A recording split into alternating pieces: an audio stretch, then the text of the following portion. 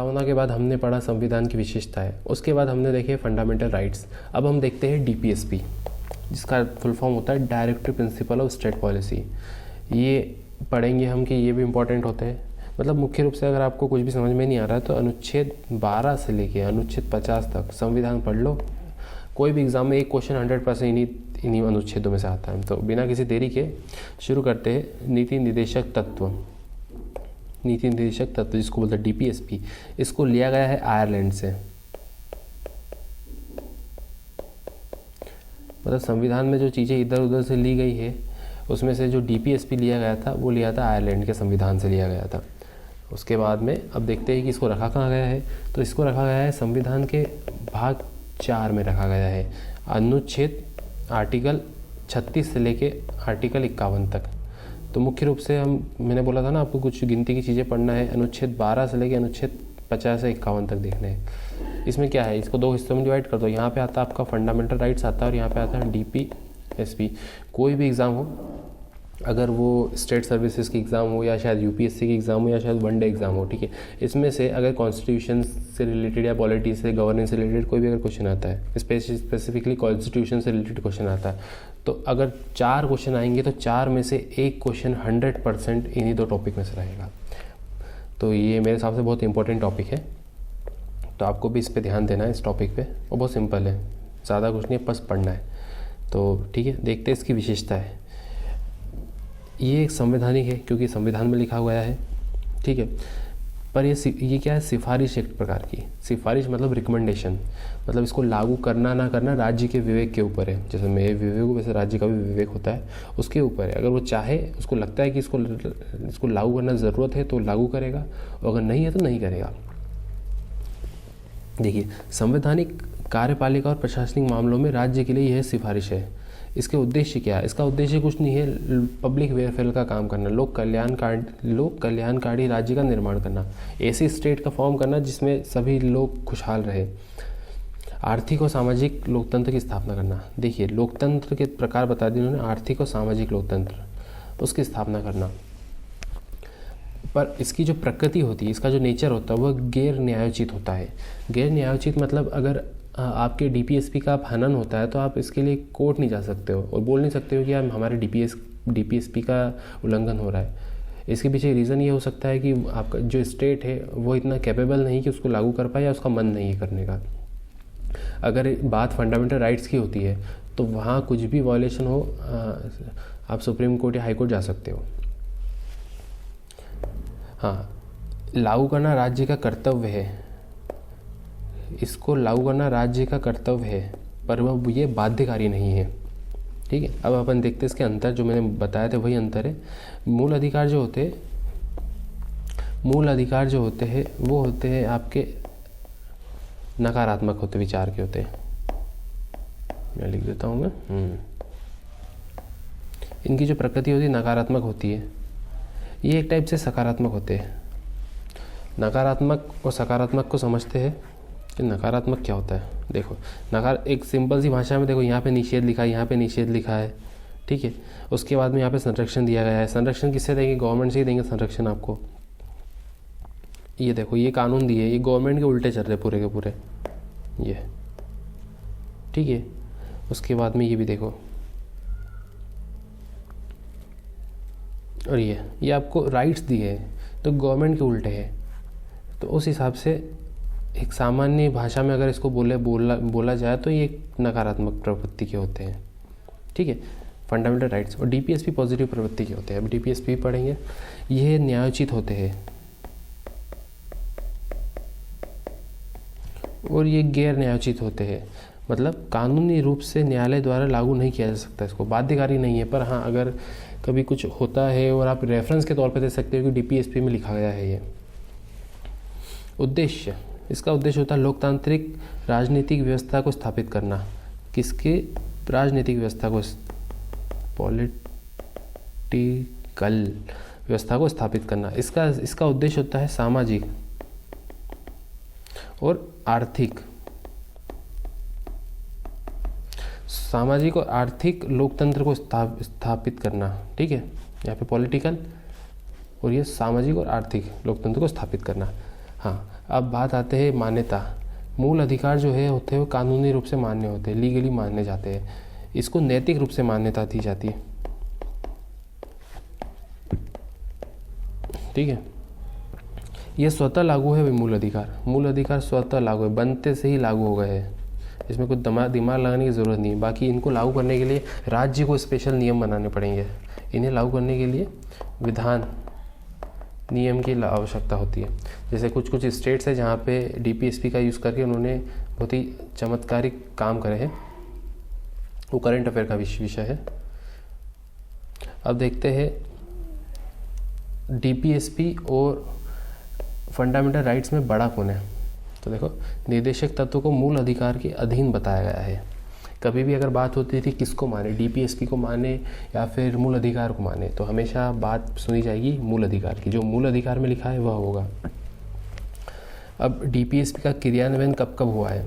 देखो, 5 year plan, पंचवर्षीय योजना जितनी भी बनी थी उसमें आपको कहीं ना कहीं सामाजिक और आर्थिक न्याय आपको दिया जाता था। 5 ईयर प्लान तो बंद हो गया है क्योंकि अभी बन गया है नीति आयोग। उसके पहले योजना आयोग था, 5 साल तक का एक प्लान बना के चलता था, एक बड़ा सा। उसमें बहुत सारी चीज़ें होती थी। इसको इकोनॉमी में देखेंगे। इसके साथ में एक और जो चीज़ हुई है वो हुआ है, एक घटना हुई थी इंदिरा गांधी के टाइम पे। 14 जो बैंक्स थे, प्राइवेट बैंक्स थे, उसका नेशनलाइजेशन कर दिया था, राष्ट्रीयकरण कर दिया था। तो ये राष्ट्र की संपत्ति हो गई थी। ये भी डीपीएसपी का क्रियान्वयन है। दूसरा, कम्युनिटी डेवलपमेंट प्रोग्राम्स जितने भी होते हैं वो डीपीएसपी के थ्रू होते हैं। मतलब इनसाइट जो उसकी मिलती है डीपीएसपी की मिलती है। उसके बाद में वन्य जीव संरक्षण अधिनियम 1972, ये बहुत एग्ज़ाम में आता है कि भाई क्या कानून है। ये कानून जो है ये कहीं ना कहीं डीपीएसपी से प्रेरणा स्वरूप बनाया गया है। राष्ट्रीय वन नीति, क्योंकि वन्य जीव का संरक्षण और साइंटिफिक टेम्परामेंट ये सब डीपीएसपी के उदारवादी पार्ट में आते हैं। अनुच्छेद 40 जो है, कभी पढ़ो तो आपको पता पड़ेगा, वो पंचायत राज का था, लोकल बॉडीज़ का था। महात्मा गांधी की विचारधारा पे आधारित था। तो उस आधार पे पंचायती राज सिस्टम बना। फिर SC/ST निवारण अधिनियम, एक ये भी अनुच्छेद है। फिर CRPC 1973, कार्यकारिणी को विधिक सेवा से भिन्न करना, शक्तियों का पृथक्करण, ये भी डीपीएसपी में दिया गया है। तो ये सब चीज़ें लागू बनी है डीपीएसपी के थ्रू। अब इसकी आलोचना देखते हैं।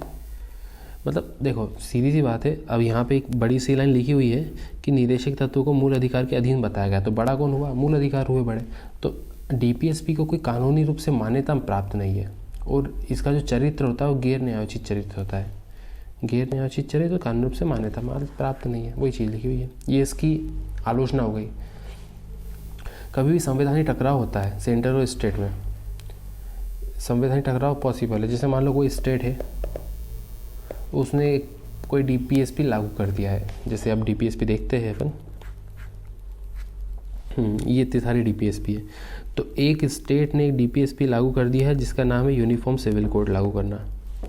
अब मान लो कि केंद्र नहीं चाह रहा था ये लागू हो जाए, तो कहीं ना कहीं उन दोनों के हितों में टकराव हो जाएगा।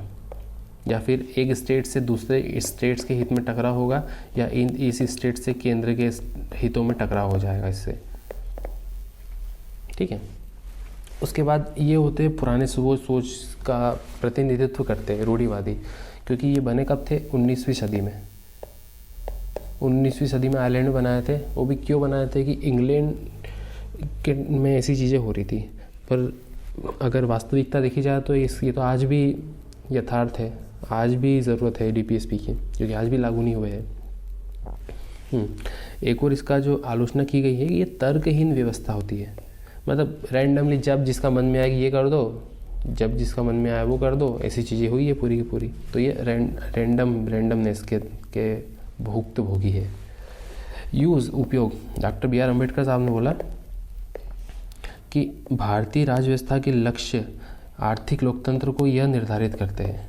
भारतीय राज्य व्यवस्था में जो चीज़ें दी गई है, देखो राजनीतिक व्यवस्था तो यहाँ मिल गई, सामाजिक और आर्थिक लोकतंत्र अगर आपको देना है तो उसके लिए जो चीज़ है वो डीपीएसपी है। सीधी सी बात है कि जब भारत 1947 की बात करें या 1940 की बात करें, उस टाइम पे भारत के पास इतना पैसा नहीं था कि हर चीज़ कर दे। तो जब अपने पास पैसा आ जाएगा तब अपन जो काम करेंगे उनको लिख दो डीपीएसपी में। ठीक है। तो जैसी स्थिति सुधरेगी तब ऐसी ऐसी चीज़ें होती रहेगी। और अगर इसको सभी को फंडामेंटल राइट्स में डालते तो राज्य उतना शक्तिशाली नहीं था कि उन सब सारी चीज़ें फुलफ़िल कर पाए। उसके बाद में हाँ, यहाँ तक हो गया अपन। प्रस्तावना को विस्तृत रूप देते हैं। जैसे हमने प्रस्तावना में पढ़ा था, प्रस्तावना में 3 प्रकार के आपको न्याय दिए बताए गए हैं, 5 प्रकार की आपको स्वतंत्रता बताई गई है प्रस्तावना में, और भी बहुत सारी चीज़ें गई है, समानता इक्वालिटी बताई गई है। तो न्याय, स्वतंत्रता, समानता, बंधुत्व को बल प्रदान करते हैं डीपीएसपी। उसके बाद नागरिकों के मूल अधिकारों के पूरक होते हैं, सप्लीमेंट्री होते हैं। मूल अधिकार दे दो या मूल अधिकार से छोटी चीज़ ये है डीपीएसपी, कहीं ना कहीं उसके पूरक होते हैं। जैसे सामाजिक और आर्थिक व्यवस्था को ये रिक्तता को पूर्ण करते हैं। ठीक है, नागरिकों की मूल अधिकारों के पूरक होते हैं, सामाजिक आर्थिक अधिकारों की व्यवस्था करते हुए रिक्तता को पूर्ण करते हैं।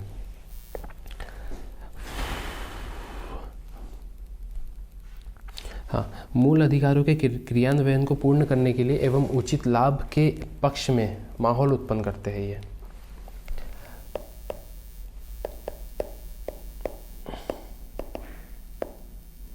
ये कहीं ना कहीं मूल अधिकारों को और स्ट्रॉन्ग बनाते हैं।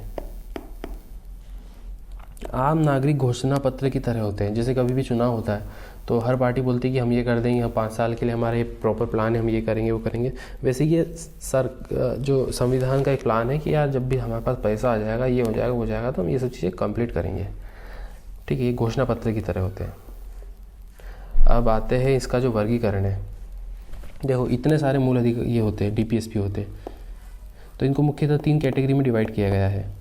पहला होता है समाजवादी, दूसरा है गांधीवादी, और जो तीसरा है वो है उदारवादी। अब आप बोलेंगे यार इनको तो एक अरेंज ऐसे ही करना चाहिए था, 38, 39, 40, 42, 43, 47 क्यों आ गया यहाँ पे, 44 आना चाहिए था। तो वही कि ये यहाँ पे लिखा है ना, ये उचित तरीके से वर्गीकृत नहीं है। ठीक है, अब मुख्य रूप से अगर समझ जाएंगे, अगर आप इन 3 शब्दों को समझते हैं तो आपको डीपीएसपी पूरा समझ में आ जाएगा। समाजवादी लोकतंत्र देते और उदारवादी और ये गांधीवादी। अब गांधीवादी में जो चीज़ है वो यहाँ पे लिखी हुई है सारी की सारी। ठीक है, उसके बाद अपन आते हैं कि ये क्यों दिए गए।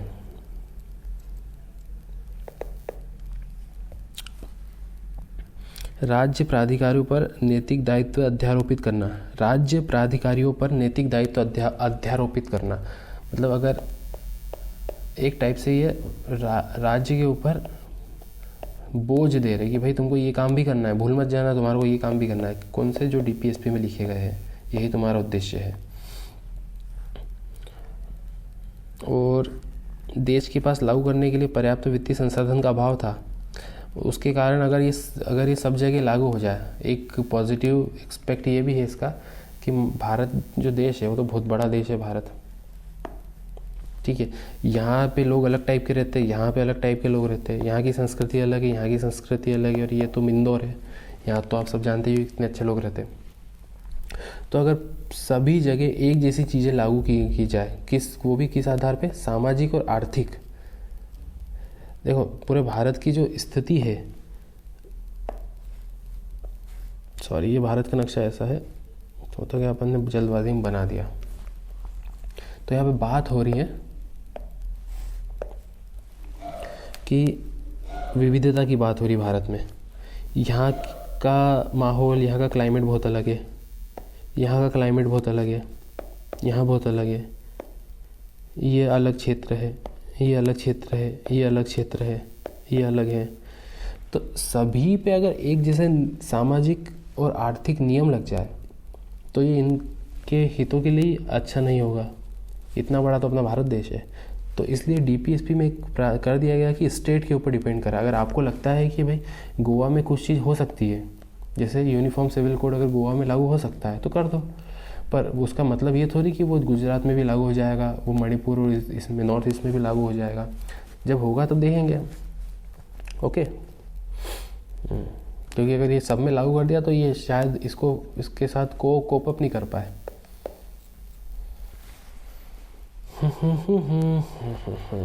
अब देखते हैं आगे। अब डीपीएसपी की बारे में और देख लेते हैं कि भाई कौन से डीपीएसपी में क्या क्या चीज़ें दे रखी है। ठीक है, तो एक टेबल में बना लेता हूँ मैं, इसी से आपको अपने को सबको सुविधाएं प्राप्त होगी।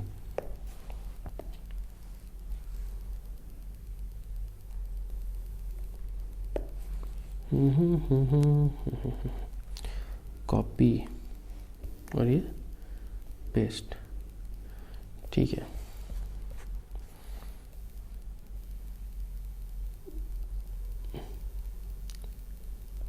देखो यहाँ पे मैंने डीपीएसपी को क्लासिफाइड करा है 3 हिस्सों में, 38, 39। तो अब समझते हैं समाजवादी पार्ट।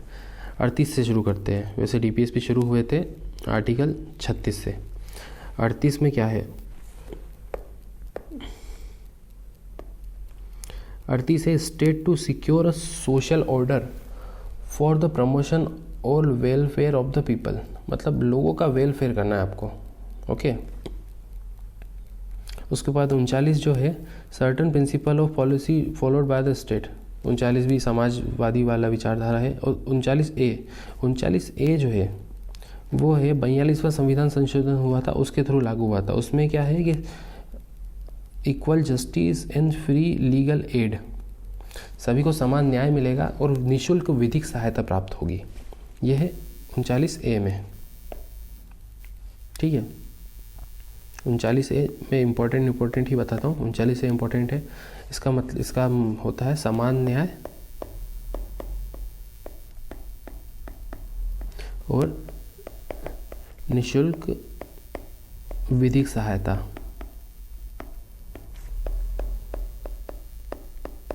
अब आते हैं 40 आ गया आपका गांधीवादी विचारधारा पे।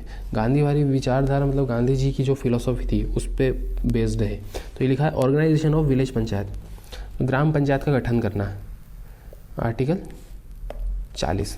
उसके बाद आते हैं 41 पे, right to work, education and to public assistant in certain cases. Certain cases में काम करने का अधिकार, शिक्षा का अधिकार और लोक सहायता का अधिकार। ये है आपका आर्टिकल 41। 41 कहाँ पे आएगा? समाज के ऊपर है, जो भी समाज से रिलेटेड है वो समाजवादी विचारधारा। देखो अब आते 42 है provision for justice and human condition of work and maternity leave. ठीक है, काम करने योग्य माहौल आपको देना है और मातृत्व अवकाश भी देना है, मातृत्व अवकाश। ये 42 बोले तो समाज के ऊपर है, सीधी सी बात। फिर आते 43A हुआ था 42वां संविधान संशोधन में। इसमें है participation of worker in management of industry.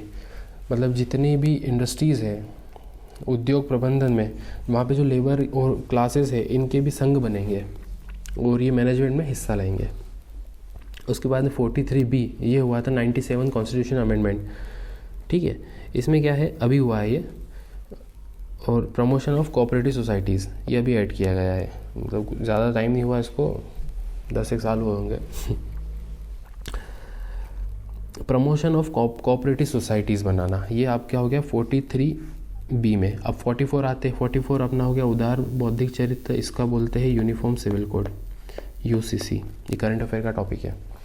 फिर आते हैं अपन 45 पे आते हैं, provision of early childhood care and education to children below age of 6 years. तो बच्चों की केयर करना और education to children below the 6 year, 6 साल तक बच्चों को पढ़ाना। ठीक है, ये RT शिक्षा का अधिकार है, उसमें भी ये चीज़ दे रखी है।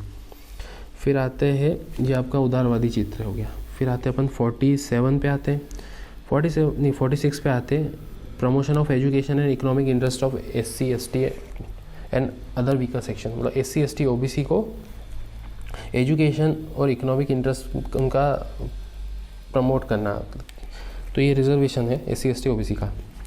फिर आते हैं 47 पे। 47 गांधीवादी विचारधारा होगी।